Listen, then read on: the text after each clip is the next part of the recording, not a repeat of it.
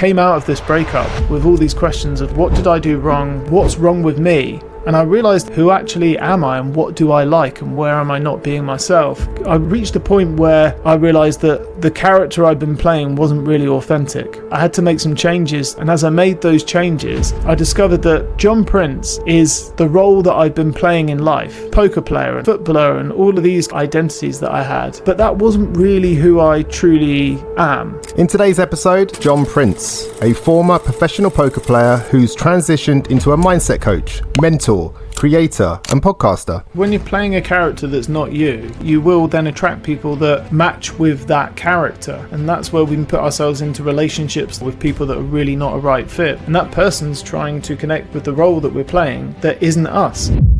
There's a parable around this of the Chinese farmer. There's a farmer who has a horse. The horse runs away one day and all his neighbours come around and they say, what terrible fortune. And the farmer says, maybe. The next day the horse comes back and it brings with it several wild horses. And the neighbours all come around and they say, what amazing fortune. And the farmer says, maybe. The next day the farmer's son is riding the horse. The horse throws him off and he breaks his leg. And all the farmer's neighbours come around and they say, what terrible fortune. And the farmer says, maybe. And then the next day the conscription officers come round from the army to sign up his son to put him into the neighbouring war, which he's surely going to die. And when they see his broken leg, they say, we're not going to take you. And his son got spared. The neighbours come around and they say, what amazing fortune. And the farmer said, maybe.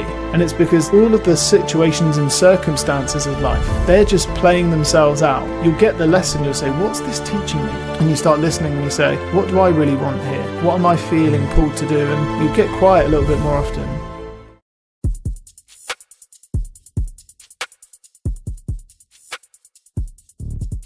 In today's episode, I'm talking with Jon Prince, a former professional poker player who's transitioned into a mindset coach, mentor, creator and podcaster.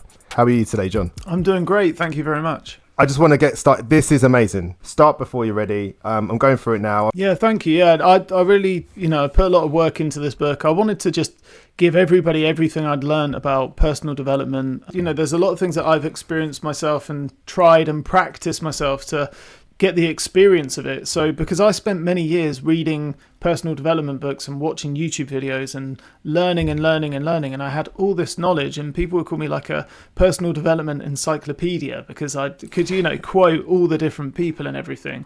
Yet I was still really anxious all the time and stuck and frustrated. And it was because I wasn't really getting out there and getting a full experience of it. And if we talk about kind of spirituality means like having the experience of something, a direct experience of something. And so to really change or experience what we want, we really do need to put it into action. And that was my goal of this book, is that you don't even need to read this book. If you literally took the title and said, I'm not ready for this thing and I'm going to go and do it, you would get an amazing experience, because you'd either learn something that you didn't know before, or you would grow and make progress and move forward. But I break it down in the book to give some steps to actually, how do you do that, and what does really stop us from feeling ready, and how do you overcome it? Yeah, because without those broken down steps, then the tasks can feel too big, can't they? It's like that analogy with the ladder and the rungs.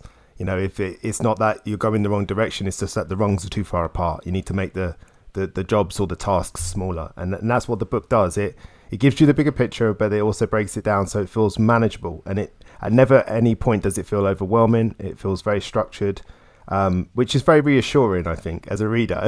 Yeah. You feel like you're being held, which is good. Yeah, because that's one of the things that does stop us, especially if you're making changes or trying something new. That overwhelm kicks in, right? When we feel stressed and we're overwhelmed, it's very difficult to either see clearly or see what the step is, or even take it, because it feels like it's too much. So having things broken down and just doing it one step at a time, it can just make it feel more manageable. And that allows you to get into action where you actually start making progress, and that builds your confidence, it builds momentum and experience, and then you start to expand from that place. But yeah, it's, for me, I always struggled with, and still do at times, like perfectionistic tendencies of wanting to get things right and do it perfect. And also a part of that as well is wanting to be able to do it all immediately. So I remember once reading a book on perfectionism, and I genuinely, and there's deadly serious in this, I wanted to read the book immediately, all at once. So I had this book and I had a highlighter writer, and I was going through it, and it's on perfectionism, and I'm trying to read the entire book in a day and highlight everything and consume it all because of my own need. I wasn't feeling good enough about myself. So I thought that if once I've got this and I've read this book and I've figured it all out, then I'll be enough, and then I won't have any of these challenges that I had before. But that was all part of the problem. And I think just taking a step back and knowing you're perfect as you are, and you can improve, and just take one step at a time and read one chapter at a time. Or if that's too much, you just take one exercise, and just that's all you need to do today. Then you start getting that experience and making the progress, but doing it little bit by little bit. I mean, I want to congratulate you on getting perfectionism perfect. Well done. Yeah. No, but you're right though. I think that's when you're really learning that wisdom, is when you can laugh at yourself a bit, and you can realize just occasionally how ridiculous things are and how silly we can all be, and I think that's a really human trait to be able to do that. Yeah, and it gets lost, right? When perfectionism kicks in and fear kicks in, laughter, humor, and enjoyment are very, very far away. They're not something that we experience because life feels scary, and when it gets scary, we get serious. And I had an insight recently, actually, that was really, really freeing, and it was. Part of me was thinking, well, when you're more successful and you're further along the line, then you can be more of yourself, right? Because when you feel safe, right, and you feel like you're not going to be judged, then when we're in those environments, you really can be yourself. If you're around friends that you feel really comfortable with, they're not going to judge you, and you've got a good relationship, you're just more relaxed, and you might laugh more and be more of yourself. And so there can be this idea of, well, when I am more successful, then I can be more myself. But it's actually... I saw it recently, like how much more it's when you are yourself more, you'll be more successful, because you are then in that space of humor and play and enjoyment, and you bring that energy to what you do. And that's when you're most creative. That's when you're most effective, and you perform at a higher level. So it's so much of this game is backwards. It's like, well, when I have more success, then I'll do this.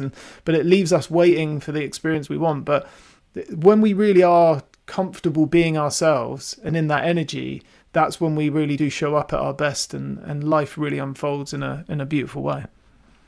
I feel like we come full circle with that, because it goes back to what you were saying about watching the kids as the teachers. In a sense, it's about us unlearning what we've been taught by, we've been taught other people's limiting beliefs, we've been taught other people's insecurities, we've been taught other people's preferences and values, and it's never given us the opportunity to really discover our own. And I think that's how we probably best work out who we are, is kind of by accident. Is by doing stuff and realizing, oh, I don't like this, or I do like this, or I love this, or whatever, or I want to learn more about it, or whatever it is, So I think that's a really lovely way to look at it.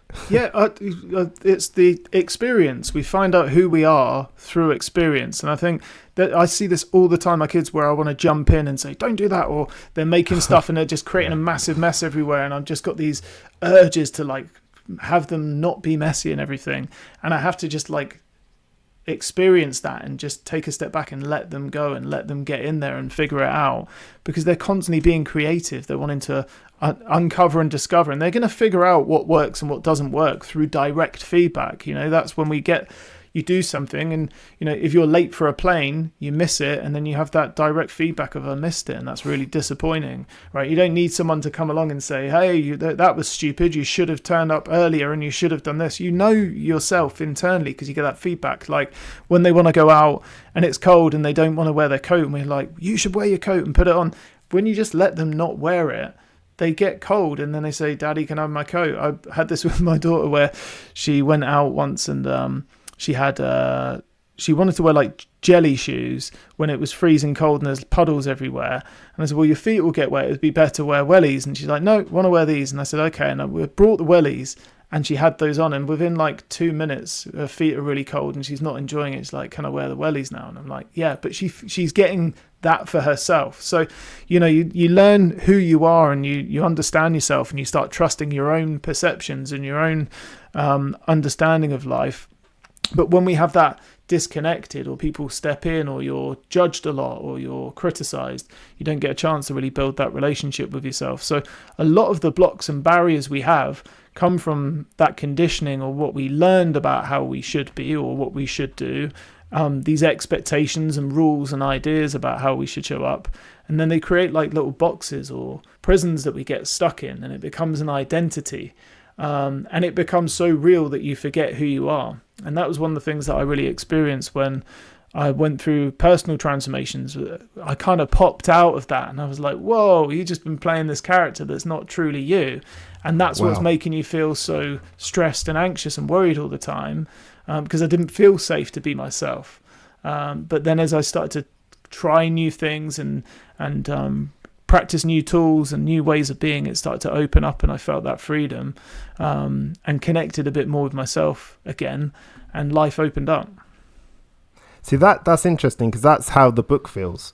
It feels like you're sort of trying yourself on, if that makes sense. It's like you're trying out being yourself for a bit, and then you get this, like you say, direct feedback that, yeah, you're a pretty cool character, you're pretty funny, or you're pretty helpful, or you're pretty kind, and you're like, oh, I think I'll keep being that person, because it's starting to feel right. And the only reason that you abandoned it was because of, like you said, when as parents we say don't make mess, or we say you should do this or you should do that, and as a kid it can feel pretty unsafe in the world, I'm sure, because we don't know the rules. We're sort of like here and we're like, what the hell do we do?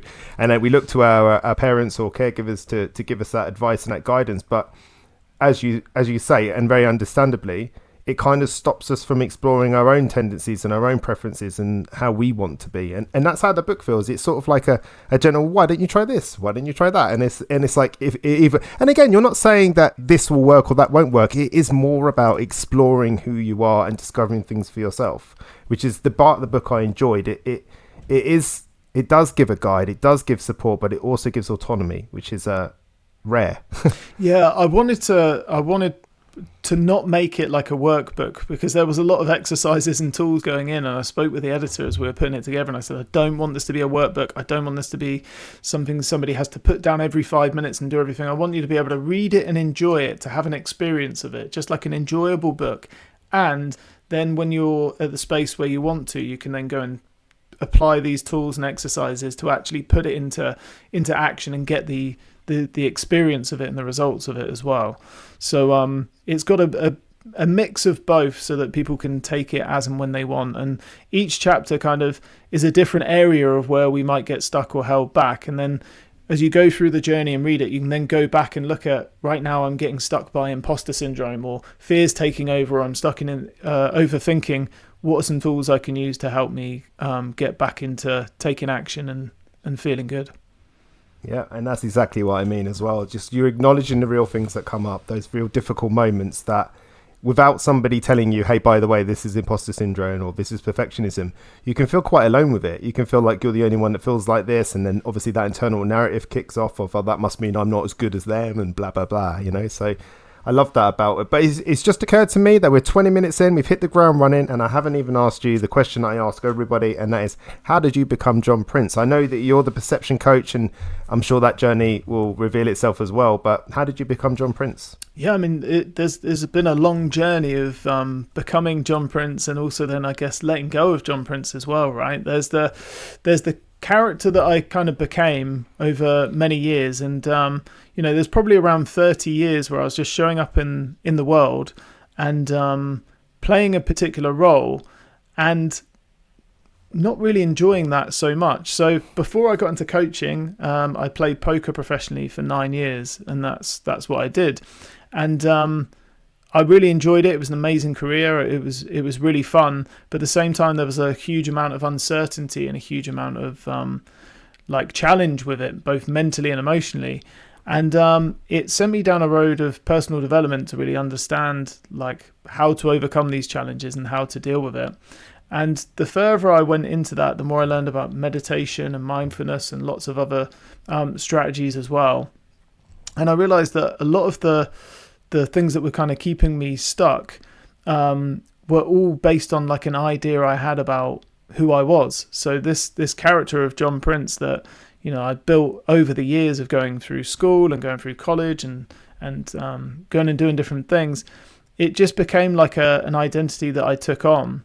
And then that's who I had to be. And sometimes I was shy and nervous and held back. And other times I was a little bit more free. But when I was playing poker, it just kind of revealed all of that a lot more.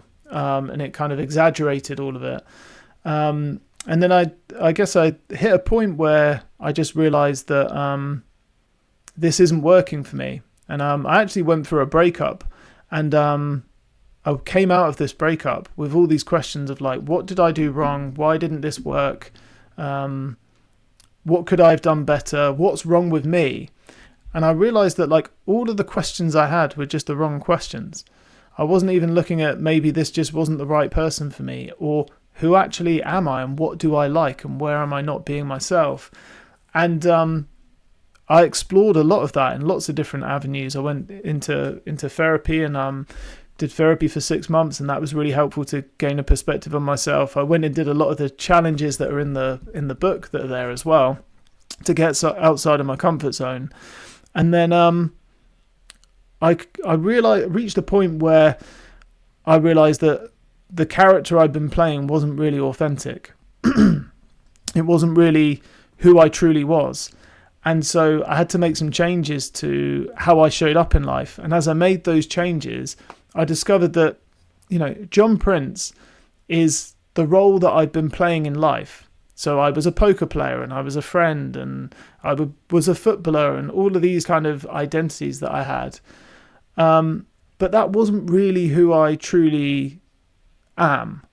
Who I am is like the director who's deciding that role that I'm going to play, essentially. And when I experienced that I could start to change the way that I thought about myself and how I showed up in life, then I wasn't really stuck in, how being Jon Prince. This was just a series of events that had happened in life and the meanings I created around that. I could actually be who I wanted to be, but also who I authentically was when I wasn't trapped by having to be a certain way or having to show up in a certain way. And with poker, it was having to have a certain outcome.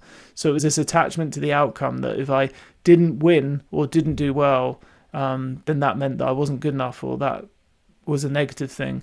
And in my social life, with being around other people, it was like, if I wasn't liked by others, then I wasn't good enough. So I was setting up my identity was just built around that. So I had to be a certain person for other people.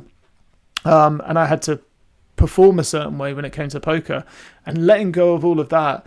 Jon Prince became like an expression of myself rather than this like role that I had to play.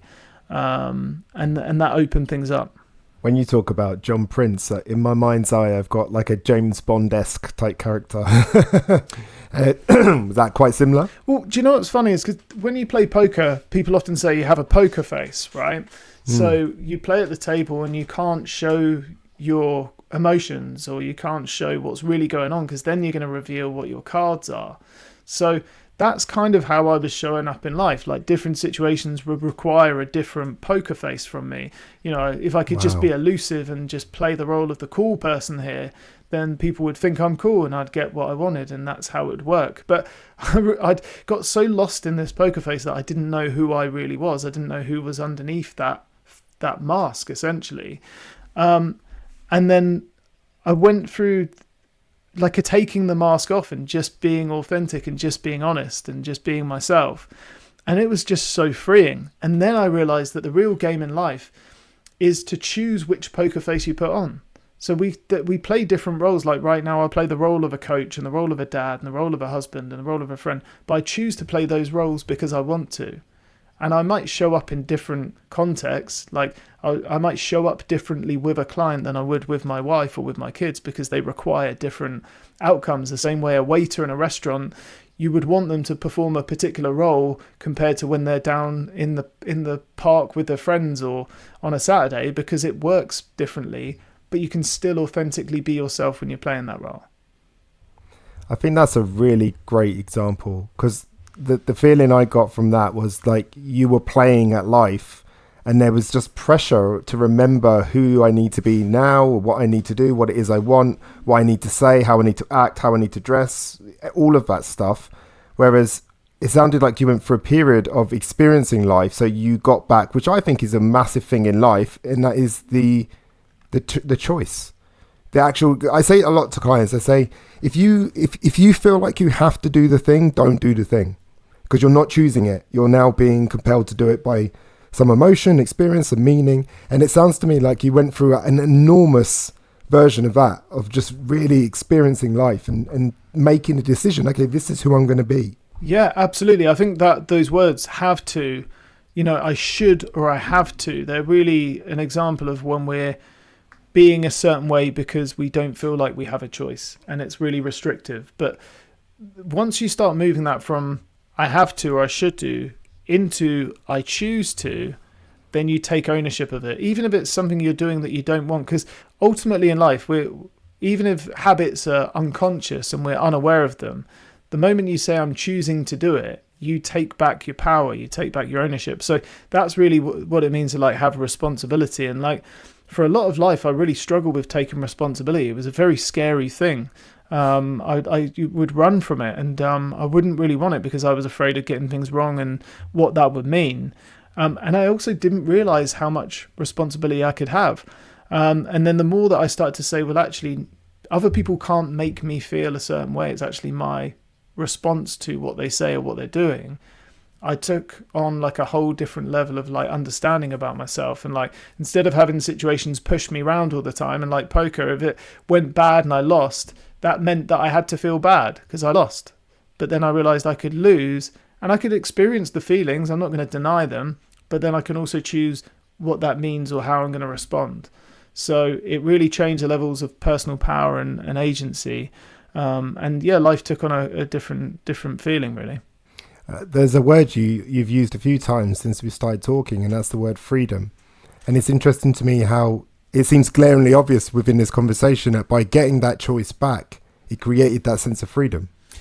This is because ultimately it's what I think authenticity is really important in terms of having freedom, because authenticity is about choice. It's being the author of your life rather than having your script written for you. And that really means getting in touch with what's true for you, what's real for you. Because we all have a story about ourselves and about life and about other people. And when you might have heard the phrase like own your story, it's really understanding what's your journey been, but what's your personal story and your thoughts about that journey. And when you can own those, that's when you actually have agency to say, do I like this story, or do I want to shift it and change it and write a new one? But until we own it and get clear on like, what do I think about this? How do I really see it and understand it? We just get run by those meanings. And that's where life it can be really frustrating or challenging or difficult. And then we can't change that because we're not owning that story. So really like authenticity is being honest about where we hold ourselves back. And it's taking accountability for that without blame or judgment, because that's the real piece of this that stops us. And that's why I found responsibility so hard for most of my life, because I would confuse it with blame and judgment. So if I'd say that's my fault or that's on me, I would then judge myself for it and make myself feel bad. But once I started saying, that's actually on me, it's my fault, sorry about that, here's what I'm going to do about it, without any judgment, it was like I had the power without all of the guilt and the shame and the other stuff that comes with it. Yeah, it's a real sense of ownership. Yeah, I'm glad you pointed that out, because it's something that, you're right, I think it is something that comes up for people. It's like, okay, I'm going to do the first bit and I'm going to blame myself. It's like, that's not what you said. That's not what you said at all. So, what part of your identity had to die before you could genuinely start before you were ready? And how did you know it was that version of you holding you back? So I think really one of the things that held me back was my identity itself. So I had an identity of like being a nice person, or being like the nice guy, or a people pleaser. And it was just so who I was. I was just like, I wouldn't offend people or wouldn't upset people. And I didn't realize how much this was holding me back and stopping me from like being my authentic self, or actually wanting what I wanted, or being clear with my actual intentions.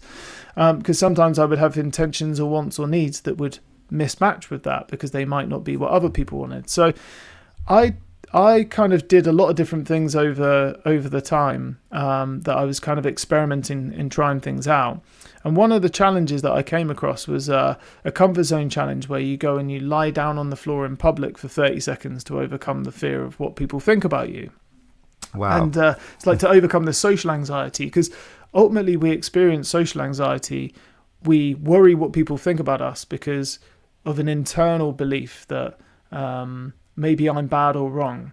And so I hadn't overcome that. So there were so many things I wasn't doing. Like I wouldn't, I was single at the time, and I wouldn't go and approach a girl and say hi because I was afraid that would be wrong to do so, or maybe I'd be overstepping the mark, or that would make me a bad person. So I would just hold back and be very trapped. So this challenge, when I saw it, I thought, right, I'll take this on.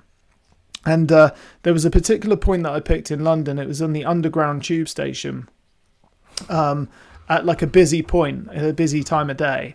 And I went there and I was going to lie down on the floor. But when I got there, I had all these thoughts in my head of like, what if people think you're crazy? What if you get arrested? What if you can't handle it? Like, what if this really does mean you're bad? And I went there 4 or 5 times before I finally plucked up the courage. And then one day I said, right, I'm going to do it. So I picked my spot, I saw it, and then I went to go and lie down, and the thoughts came up, and they're like, what if people think you're crazy? What if you get arrested? And then I led down and I set the timer on my watch for 30 seconds.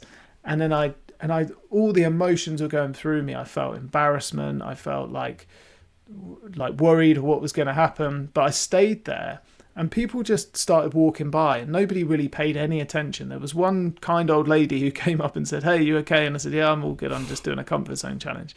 And she went on her way.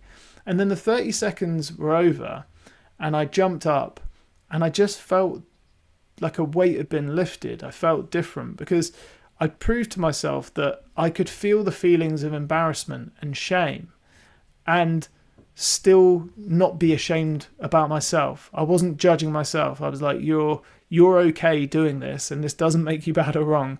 And so many other situations that I thought the same. I could see where I was holding myself back. And after I did that, I've had this just deep sense of being okay with myself. And then I started to go and practice other ways of like getting out of my comfort zone, or doing things that might seem embarrassing, or might cause me to feel the emotion of shame, but without making myself wrong or bad. And then that really opened things up for me, because I realized this identity I had of having to be nice or having to be good or not doing anything that other people might judge me for. It was actually really an identity I created that created a box that I was living in. And then because I had to be nice or I had to be good, it meant I couldn't offend other people, or I couldn't be honest, or I couldn't say what I really felt.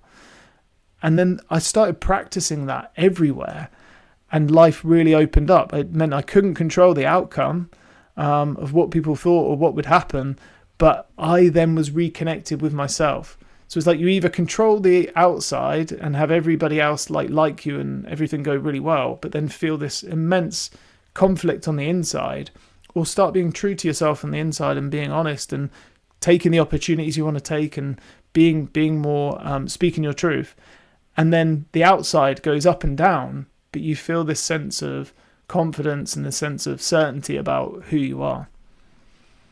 I love that. I really do. I love the idea that you're building upon small actions. So it started with lying on the floor, and then you escalated it. But what I also like is the exposure to the emotions that you have previously feared. So things that you thought, the world would come to an end, as a generalized statement, if you were embarrassed, or people thought you were this, or people thought you were that. I mean, I can fair play on the might get arrested one. I can see how that was a genuine concern, because in the tubes. And also there's a certain level of danger there as well, because human beings are unpredictable. You don't know what's going to happen when you lie down on the floor, and there's also a sense of vulnerability, I'd imagine too. Yeah, massive amount of vulnerability. And I think that's part of it as well. Is vulnerability is when we put ourselves at emotional risk, or we risk uncertainty, or not knowing what's going to happen. And that was one of the things I'd really, really avoided for the majority of my life. And I was a poker player, professional poker player, gambling thousands of dollars every day. And I was trapped, not allowing myself to be vulnerable. So this is where you'll see people be detached. It doesn't mean anything to me. It doesn't matter. And you just show up like robotically. But that creates just you trapped in anxiety. Whereas when you allow yourself to feel all of the emotions, anxiety actually starts to dissipate, starts to release, because anxiety is the result of not feeling your emotions. So in that situation, when I felt embarrassment and shame and all these emotions, but I had the awareness that I'm okay, I'm not bad or wrong, that meant I could fully experience them and then not have it stop me. So then I was able to actually be more vulnerable in lots of other situations. And that vulnerability then opened me up to who I truly was, because it's hard to be yourself if you can't feel all your feelings and know what you know and express that. That's where we feel trapped. And that comes back to that idea of, the more you can be yourself and enjoy being yourself, the more successful ultimately you're going to be, because you'll be great at being you. There's no one else who can do it better than you. Yeah, I love it. I really do. Because you're right. It is when you start to be yourself. Because if you're not yourself and you play a character, then inevitably you attract the characters into your life that are associated with that character. And that doesn't necessarily mean it's going to be people that you like being around or people that are good for you in any way. But if you are yourself, you're only ever really going to attract and allow people that you like or want to be around, because you're being who you are. And that's important. Yeah, because when you're playing a character that's not you, you're absolutely right. You will then attract people that match with that character. And that's where we can put ourselves into relationships that are really don't work, or with people that are really not a right fit, because we're playing a role and that person's trying to connect with the role that we're playing that isn't us. So when you it takes courage to reveal yourself and be yourself more, because some people just genuinely won't like that. But when you see that as a sign that you're then moving towards what you do want, it can make a lot more sense. It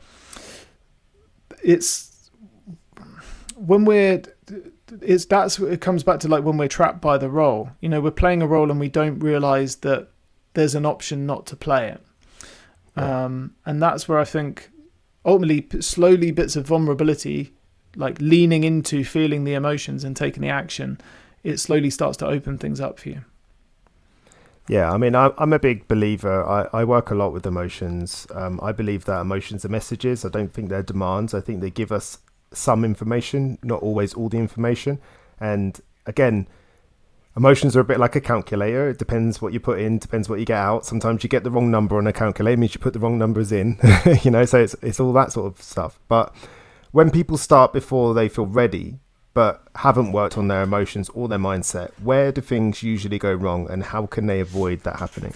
So I think if we're just starting and we're going and taking action and getting out of our comfort zone, but we're doing it without a level of awareness, what we can do is reinforce negative habits and patterns. So let's just say somebody goes and lies down on the floor in public to get over their fear of what people think about them, but they've still got internalized shame that going and doing this means I'm a bad person. And if somebody judges me, then that really does mean I'm bad. They can risk putting themselves in that situation and then reinforcing the belief they don't want. Whereas if you make shifts in your perception, in your thoughts, in your identity, and then you go and take the actions, you're then going to reinforce that. So, for example, lying down on the floor in public, if you've got the belief that nothing can make me bad or wrong as a person, and doing this is actually, I'm not going to be ashamed of myself, I'm going to feel good about myself. If somebody comes along and judges you, you then reinforce the perception that you're okay, and that their judgment, they're simply not understanding the situation or what you're doing. Because that's ultimately what judgment is.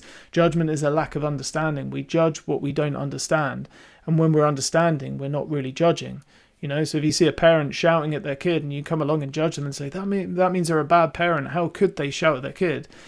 After you've been a parent, you can actually understand that parents probably been through a huge amount of challenge themselves. Maybe they weren't given the parenting skills, or maybe that's the straw that breaks the camel's back in that particular situation, and you seek to understand and say what's going on for that person.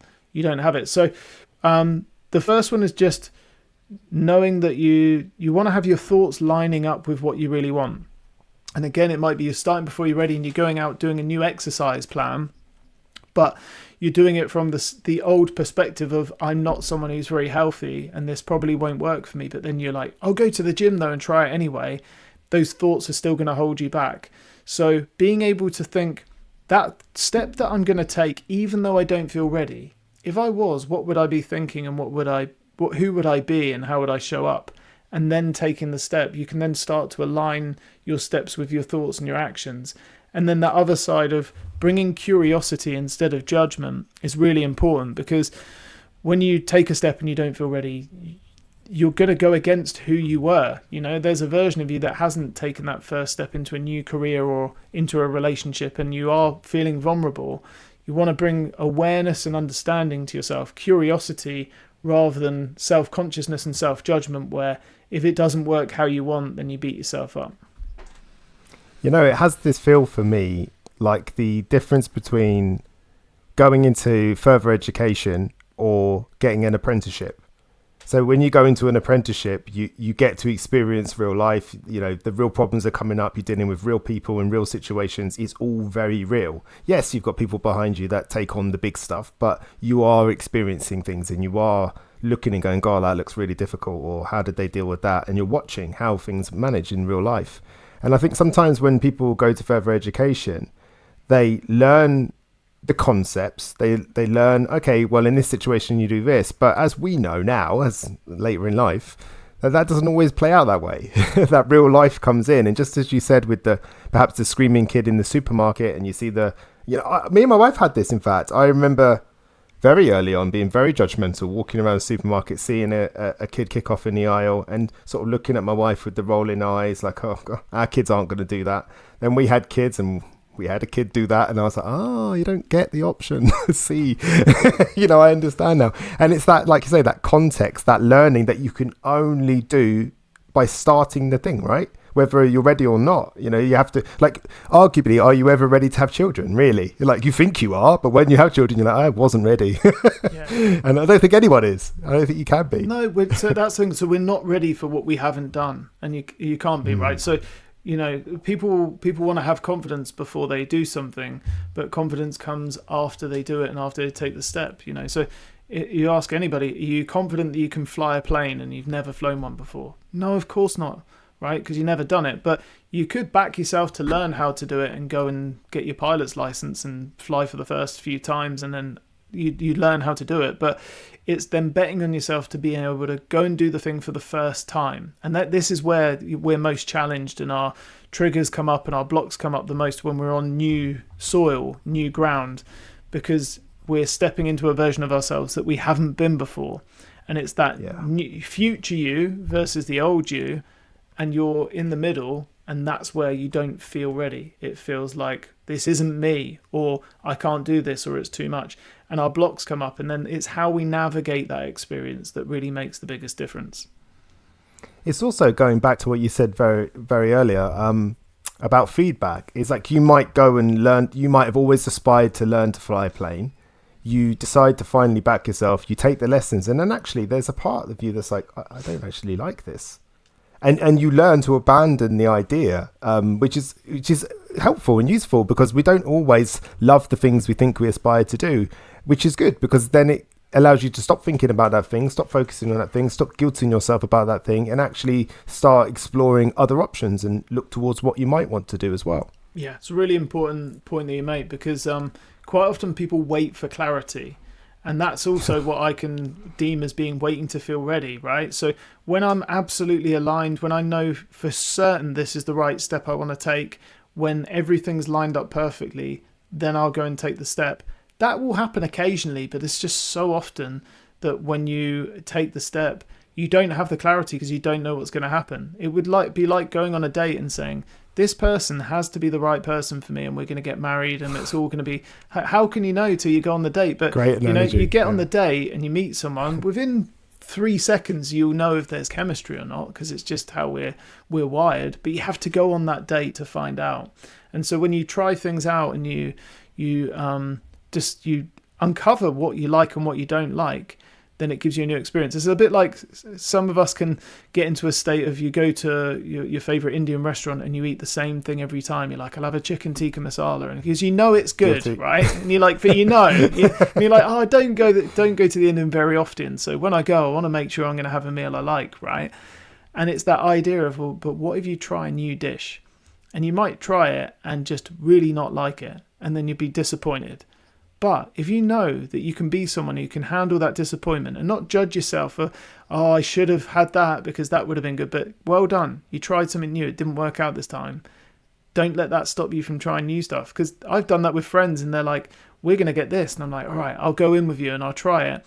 And then I've tried other dishes that I really like. And I used to always be the chicken tikka masala guy. And now I have like a lamb danzak and a few other meals as well, because I've managed to try them and get outside my comfort zone. But you have to risk that being disappointed. You might not like it. And these are all the other emotions and experiences you're going to get. But ultimately, it's just a surprise.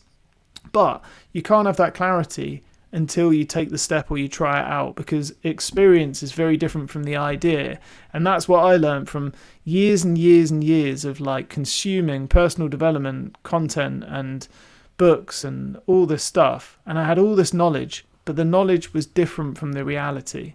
The same way that a relationship book can tell you about how to be in a relationship, but it's a very different experience from being with a partner and being exposed to your emotions and your triggers and all of the different people that you're going to be in a relationship with, or situations you're going to be in. So that direct experience is your greatest teacher. And it's how we navigate our inner experience as we take those steps. I love that as a challenge to the listeners. To go to the next restaurant you go to often, or I challenge you to order something different and just see what happens. What I know it sounds silly, but it's almost an adventure. 'Cause to me, that's what adventure is. Whenever I go into the mountains, I don't know what's going to happen. I'm out of my element. I'm putting my trust in people I don't know. And what I often love about the mountains is the mountain doesn't care whether you get to the top or not. It doesn't care if you're cold. Doesn't care if you're hungry. It doesn't care. It's like you have to change for the mountain. The mountain doesn't change for you. And that's what I love about doing that. But you could make it even simpler and make it more every day by going to your local restaurant that you go to all the time, ordering something different and having that genuine, it sounds ridiculous, but that genuine, like, God, I hope I like this. Like, because there's that excitement, because what if you do like it? Wow. Then you've got to taste this incredible dish that you've never tasted before. And you see that and they go on about it all night. It was really, really nice. It's like, yeah, I've been telling you for years. Yeah. And you have to risk trying it out. And I think this is one of the things that we're starting to miss as a society now, is like, because we've got reviews and there's so much choice and there's so much competition now that everything is so perfect, you can go and get the perfect meal or go to the perfect restaurant. Back in the day, you didn't have TripAdvisor, so you would just go to a restaurant if you're on holiday and you try it out. And sometimes you get a terrible experience and terrible service, and sometimes it'd be amazing. But it was like almost the excitement of the surprise and not knowing. There is an amazing TED Talk by a guy called Barry Schwartz called The Paradox of Choice. I highly recommend anyone watching it, because he's literally, it was maybe 20 years ago, and he's just describing exactly where we're at now, in that our demand for perfection, that it has to work out or it has to be good, it has to be a good meal, stops us from actually exploring and having the fact that it could not be a perfect meal and that still can be okay. So our expectations that it has to go well, or it has to be good, or I have to enjoy it, can stop us from actually taking the step and exploring it. So when we drop our demands and expectations down, we say, look, I really want this meal to be great, but if it's not, I'm still going to enjoy it. I'm still going to enjoy my evening and have a good time and be proud of myself for like experimenting, trying it out. That's where you can be more likely to take these steps into the unknown. But that's really what stops us. We want clarity. We want a guarantee that it's going to work out, and there are no guarantees in life. You're also giving yourself a micro exposure to disappointment, because I think one of the things that happens with people is that we fear that disappointment, and we think of that disappointment as the worst thing, because we haven't experienced it yet. But then when we actually experience it on a minor level, like, oh, that was a disappointing meal, we experience disappointment and we build a resilience, like a vaccination almost. You get to have a little bit of disappointment on a minor level, so that when the big disappointments come around, you're sort of a bit more prepared for it, or a bit more able to deal with it. Yeah, so that's part of the game as well, as being willing to experience all experiences. So, like, we don't feel ready because we want to guarantee, because we want it to be perfect and we want to know it's going to go well. But sometimes you're going to fail and it's not going to work out, and you're going to experience disappointment, embarrassment, shame, vulnerability, all of that stuff.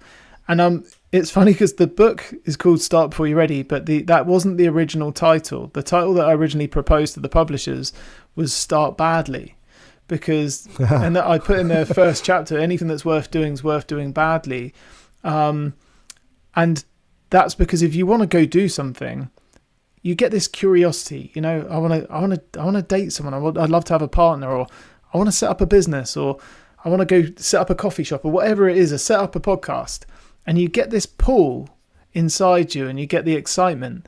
And then all of the other stuff comes in of, what if it doesn't work, or what if it fails, or what if I don't like it, or what if this happens? And then that shuts down our excitement and our curiosity. And again, if you look back at our kids that we've been talking about them, they don't really have that. They just have, right, I'm going to go do this, bang, and then they're in. And then they just learn like, oh, that's rubbish, and they're crying and they're all upset, and that's their whole experience. But we've had so many experiences in the past where, you dated that person, they let you down, or you tried something new, and then we layer that all in, and then that becomes the block. So you get the excitement or the pull, and that excitement or pull, you either stop hearing it altogether, or you hear it but it's very, very quiet, or you hear it but you just don't act on it. And so having that ability to listen to your like inner calling, I call it your inner self, that's like that passion, that excitement, that curiosity, and just be willing to take the step and it's a surrender to not know what the outcome is, not know how it's going to go, and not know what emotion you're going to feel or what experience you're going to get, but dance with that. And then you become used to feeling these feelings. You get used to feeling disappointment, but without judging it as bad or wrong, or yourself as bad or wrong. And then you can try out new things. And, you might not know the direction that life's going to play out, but you'll be there enjoying the ride, essentially. Yeah, and there's also that acknowledgement as well that what you're doing there is you're very much encouraging yourself, and you are encouraging others to learn to trust themselves, to learn about themselves, to explore themselves, and to get to know themselves.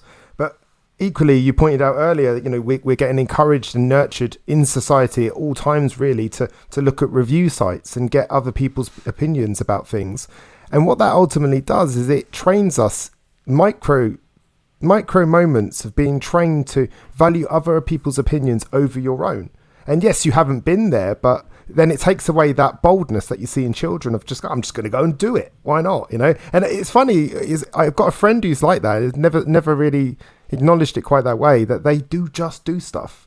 And I've always I've always thought of it as reckless, but actually it's quite free, if I'm honest. And maybe that's why sometimes I see people judge that person, and it's because what they look at as reckless is actually them being free, and it's probably something they envy. Yeah, we judge what we don't understand, or we judge the parts of ourselves that we've disowned. So that's why I always say, like, nice. If you see somebody making a mistake, right, and you go, oh, look at them, what an idiot making a mistake, you're literally saying to yourself, I shouldn't make mistakes, and it's wrong to make mistakes. So whatever you're judging for in other people, there's a part of you you've disowned or are not acknowledging, or not seeing, essentially. So part of that, I mean, there's going to be times where it is reckless, so it's not about I was gonna, he's definitely that at times, to be fair. I was going to add a whole chapter in the book, it didn't go in the end, around like a disclaimer of when not to start before you're ready, and I was going to give a few examples. But I think this really comes down to common sense. Like jumping out of a plane, for example, stuff like that. Common sense and wisdom, right? Yeah. It's like, if you think of law of attraction, if you want to manifest being a millionaire, for example, and then you go, right, I'm going to step into the identity of being a millionaire. People would say, well, you can't do that, because then you're just going to go spending hundreds of thousands of pounds that you don't have. Well, if you had your common sense, if a millionaire had no money and then they were a millionaire, they wouldn't go and spend 200 grand, because that would just get them into debt. They would look for investments and look for opportunities. They might borrow money to invest it, because they would be acting like that person is. So the part of this really is around like using our common sense and our wisdom, which we've always got available to us. And the more we're connected with ourselves and we're present and we're in our intuition and listening to our inner self, the more we have that available of, you can have spots where this feels really unsafe, but I know I need to take the step, and you just go for it. And then the other side where this feels unsafe and it's just not right. So there's a nuance to it, rather than just start everything and do everything whenever. You still have common sense and wisdom, but you're willing to take a few more calculated risks rather than playing it safe. So there's also the point as well about learning to trust that intuition. I was speaking to somebody yesterday, and they were telling me about an experience that they had that was very heartbreaking for them. And they told me about the whole thing. And there was a moment where they paused. when they were telling the story, and I noted it in my head. I thought that's an interesting place to pause. It's something that I when I'm working with people, I'm often observing them as a whole person, like where they pause, the tonality of their voice, the way they choose to tell a story, the laughter, the awkwardness, all of that. And I said, I just want to go back to that pause when you said that you got off at the train station and you went to the hotel and you had that that pause there. Like, what was that? They said, I don't know. I said, is it possible that you had a feeling then that you ignored? And it's that intuition. It's that we eventually in that conversation got to a point where they realized that intuitively they knew something wasn't quite right. They may not have known exactly what it was, but they had this intuition that something was different. At the very least, something was different. Not necessarily wrong, but something was different. And they chose to shut that down, not pay attention to it, and assume that they're wrong and that I'm just being silly or I'm just tired or I'm just this. And actually, that intuition, had they have looked into it, could have been a bit of a game changer for them.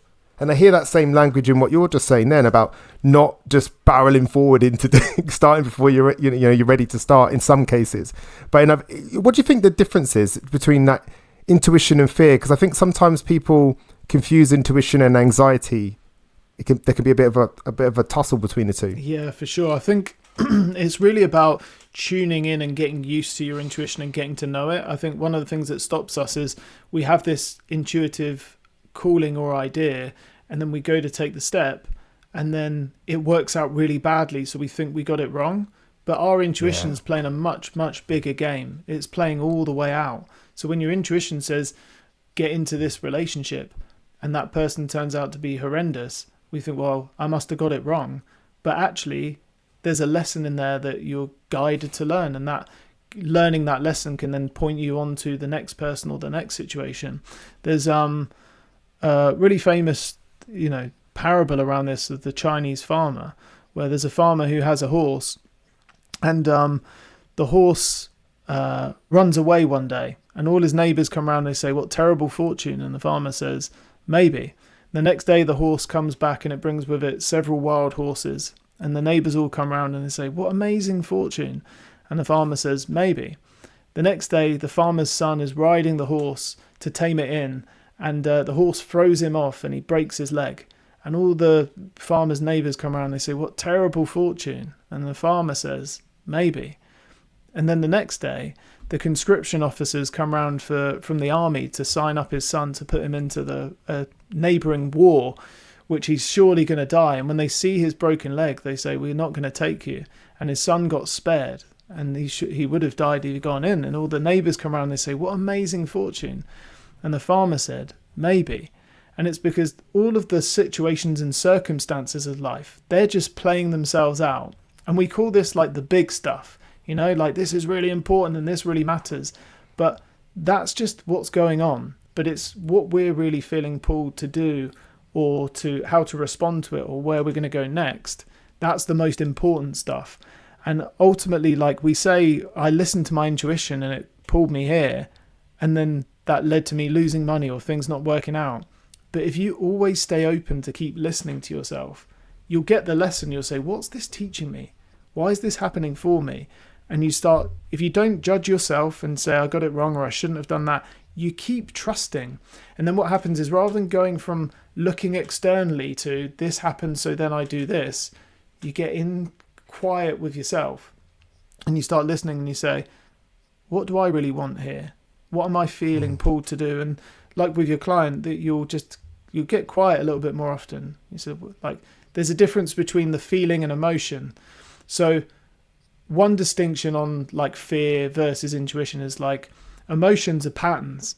So you get the same pattern. Like you might go on a date and every time before you feel dread. That's not your intuition. That's an emotional pattern because you're feeling the same each time. But intuition's a little bit more spontaneous. So you're walking down the street and you get that, like I'm feeling pulled to go in this direction or walk down this street, and you don't know why. And that's the bigger game that's at play. And you walk down that street and then you might see a little shop that has paintings in it, and then you go in and you find this amazing painting and you would have missed it. I had a strange example, like a few months back. I was going to go to the gym and I was on the way there, and I thought, no, today I'm not going into the gym. I'm going to go for a run. Like something just pulled me into going for a run. So I didn't go to the gym. went out for a run, and I got halfway through my run, and I look out and I saw this. It looked like a dog running across a field, and then at the close, I stopped and I looked closer, and it wasn't a dog, it was a deer. And then next to it there was another deer, and there were these 2 deer in the field, like hopping around, just jumping around the field, and it was the most beautiful thing. It was just it was like, felt magical. And I was like, that's why I didn't go to the gym today. Something was like you were meant to, because I just experienced that, and it just left me on a high for the rest of the day. And I just felt really, there's like this intelligence in us that is connected to everything. And it's like, when you connect to it, you don't worry so much about whether this result is going to work out for me or not, because short term it might not, and then long term it might be. You just let it all play out, and you keep trusting yourself and connected with yourself, and there's like an authentic unfolding essentially that's going on. Yeah, I always say that to my wife. Like, we're not fortune tellers. We don't know what's going to happen. We only trick ourselves into believing we do. We never know. It's funny, that story, I love that story. It's one of my favourite stories. I told it to a client once because their son didn't get into the university that he had picked, his first pick, and got his second pick instead. And she was devastated, and she thought it was the end because this was the course he was going to do. But anyway, at this university he ended up going to, he really liked this girl that he met, and he decided to join the class that she was in. And it turned out that not only did he really like the girl, he loved the class, which he didn't know about until he got to that university. And it was one of the only universities that offered that class. He then switched, and he got the girl and the class. And now he's working within that industry, or an element of that industry. And I don't know if he's still with the girl, but he was with her for a little while. So you like you say, you never really know what something means. And yes, something can be really unpleasant in the short term, but in the long term, and there's things that's happened to me. There's been some things in life that's happened in the past few years, and perhaps I'll always wish they didn't happen. But I can't shake the notion that I'm glad it happened, because if it didn't happen, certain other things wouldn't have happened. And it's a very tough thing to negotiate with when it comes to my emotions, but I can feel that it's there. Yeah, and it then puts us into, are we in a space of resisting life? This shouldn't have happened, and I don't want it to have happened. Or are we in a state of going with life? And like going with the flow, it's not a passive thing. This is one of the, I used to get this really confused of like, go with the flow is like, oh, you want to go here for lunch? Okay, I'll go there for lunch. You want to do this? I'll do this. Like, and you wake up and you don't plan your day and you just see what happens. Going with the flow is about setting your intentions, and it's having plans, and then it's being open to co-creating with the universe of, you know, somebody gives you an opportunity, or they say, hey, do you want to do this? And it's not just a flat out no, it's just taking a look at it and saying, maybe it's a yes to this. But you're saying yes to life. So all of those experiences that you've had in the past, they happened, and they happened. We can't unhappen them. So if we work with them and we say, what is the lesson in this? Why was this happening for me? That's when you can start using it and working with it. I give the example of like, when I work with a poker player, one of the worst things that happens when you play poker and it's so out of your control is that you get disconnected. You're in the middle of a session, playing a tournament, you've got all 10 tables open, and then it disconnects. And the worst thing you can do is say, this shouldn't be happening. I shouldn't be getting disconnected. Like, why is this happening to me? And now what you're doing, you're getting stressed about it. You're resisting it. You're fighting it. And you're kind of like blocking all your options. And I say the opposite of what people would want to do. I say choose to be disconnected. So when they choose it, now it's like, right, I'm disconnected right now from the internet. The moment you've chosen it, you can say, what am I going to do? Because you've got options. You can then, am I going to use my phone as backup? It's like an acceptance, isn't it? Yeah, it is acceptance. Yeah. And acceptance is that gateway to surrender. It's the gateway to going with the flow, but not in a passive way. It's in a trusting way, of an unfolding way. And it took me a long time to really understand when people say life's happening perfectly. And I'm like, yeah, but there are some terrible things that happen in the world, and people that have done some like really awful things. And how can that be perfect? Well, perfect just means it is what it is. And then what we do is we layer a story on that's good, or that's bad, or that's right, or that's wrong. But, you know, if we go back to the farmer example, that all unfolded perfectly. And he's just going along with that journey. So if we're open to the possibility that things are happening perfectly and we don't need to control the outcomes, but we just need to listen to that pull on the inside, that curiosity that's guiding us, you take out so much of the stress of like having to force and control things. And this is like the deeper level of where you go from, there's 4 levels of consciousness. So level 1's life's happening to me, and that's where life's pushing me around, and we're externally driven, and if somebody shouts at me, then that's going to ruin my day and I feel bad about myself. That's life's happening to me, and it puts us in a victim consciousness. The next level is life's happening by me, and that's where you say, right, they've shouted at me, but I can choose what I'm going to do about it, and I can plan my day, and I can take control, and I can do all this stuff. And it's very effective. It's actually a beautiful place to get to, but it still also comes with a great amount of stress and frustration, because you're still having to control everything. But the next level is life's happening through me. And that's where you really start trusting. You start surrendering and start saying, here's my goals, here's my plans, and I'm open to the possibility of what's going to conspire here, and I'm going to go with it. So that's when your kids do start playing up. And you're like, all right, life's happening through me, rather than like, well, no, we're going here and you want to go there and it has to be this way. You just start to look at what's my intuition telling me, like what's needed in this moment. You get really present. You might connect with them. And what could have been a massive argument turns into something that opens up. I actually had this once. It was amazing. My son didn't want to go to nursery in the morning. And we were having this massive like backwards and forwards, and it was really frustrating. And I was like, we need to get going. And he's like, I don't want to go. And it went on and on and on. And in the end, I just kind of just let go and got quiet. And he finally settled and he got ready. And then when I took him out and I took him up towards the road, we got there. And then along came this like combine harvester with this guy on it, and he flashed all the lights and he was beeping, and my son was like having the best time of his entire life seeing this thing. And I was like, that's why we were late.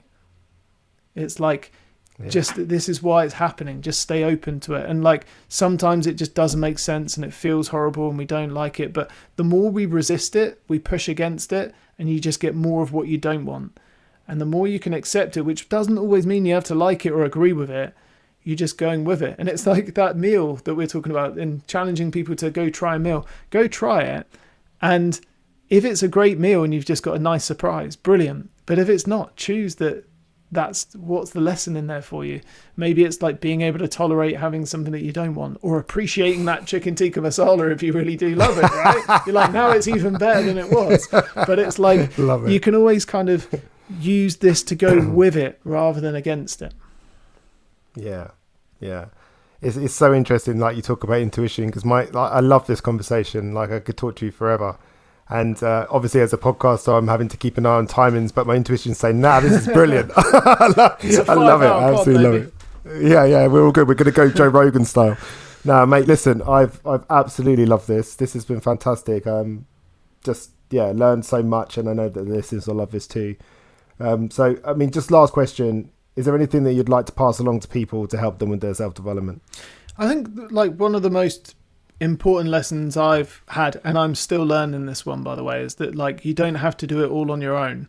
I'm a bit of a lone wolf, hence I play poker, so it was quite a go at your own route and do things on your own. And now as a coach, I'm running my own business, but you don't have to do everything on your own, and getting support from other people can help you see the things you can't see. They can nudge you along to go further than you could on your own, and share insights and strategies that you didn't know. Again, if you use the parenting example, like our son was struggling going into school, and then one of his teachers gave us a technique of like putting marbles in a jar in the morning and having things a bit more planned out.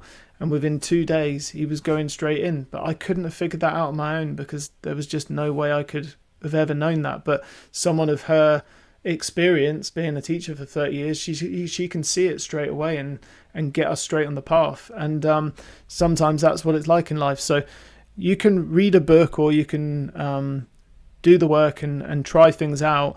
And sometimes having people around you to support you along the journey can be a really useful step. And often, if it's the last thing you want, it's usually the best thing that you can have, because we if you think about it, what we're resisting in life, what we're like pushing against or not doing, that's typically the space of where we're going to grow the most, or make the most progress, because we're not doing it. And what gets you here won't get you there, and it's just expansion. So yeah, it just doesn't have to be on your own. You can always get support. You've inadvertently hit upon, I think if I was to say what's the thing you learned in 2025, it's that I don't have to do it on my own, and that there's a beauty in working with others to achieve the same goal. It reminds me of my favourite saying. Well, I'll say it's my favourite saying. It's also the one I hate the most because I don't want it to be true, but it is. And that is, the freedom that you're looking for is found in the thing that you're avoiding. Because it's one of them that when you're going through something difficult, you don't want that to be true, but as soon as someone says it, you know it is. 100%. That this is why what I see is one of the biggest signs of personal growth, when you're really growing and you're really transforming, is you are doing that thing that you previously were avoiding the most. When you're actually just taking the step towards it because you choose to take the step towards it, is such a sign that you're growing. Because ultimately that's the sign of transformation, is new action. It's something new. It's something that you weren't doing before. And typically it's the last thing that you wanted to do. So, if someone's a serial procrastinator, or they put things off, when you try and make an appointment with them, they'll, let me get back to you on that, or I'll do that maybe next week, or I'll start next year. And it's not their fault. That's just the world, the way they're seeing the world. Whereas the breakthrough would be, I don't feel ready, and I don't really want to do this, and I'm scared of committing, but let's book in the diary like 3 p.m. on Thursday. And they put it in and they feel uncomfortable, and they show up and they're like, whoa, I didn't think I could do that. And it's the very last thing that you want to do. Definitely offers a breakthrough. So I think it's a great insight. Yeah, it's looking at those behaviors you want to change as a signal to do the change, to do the thing that you're procrastinating against or not wanting to do, which is really hard, requires bravery. You'll be scared, but fear is the exact ingredient to be brave. So yeah, I love that advice. Last thing, how and where can people find you, and is there anything you want to direct people towards? Obviously we've got your book here, which you could talk a bit about. Yes, we've got my book, Start Before You're Ready. You can get hold of that anywhere where you get your books, Amazon, Waterstones, Barnes & Noble, all over the place. You can find me on Instagram at The Perception Coach, where I share daily videos and different pieces of content to help you along your journey. And my website is theperceptioncoach.com, where you can find me for coaching, speaking, and events. Just want to say a huge thank you, brother. This has been a wonderful conversation. I've really enjoyed it. I've learned a lot, and I appreciate you, man. Thank you, bro. Really enjoyed it. So thank you for listening today, and I'll see you next week for another episode of the Johnny Lawrence Podcast.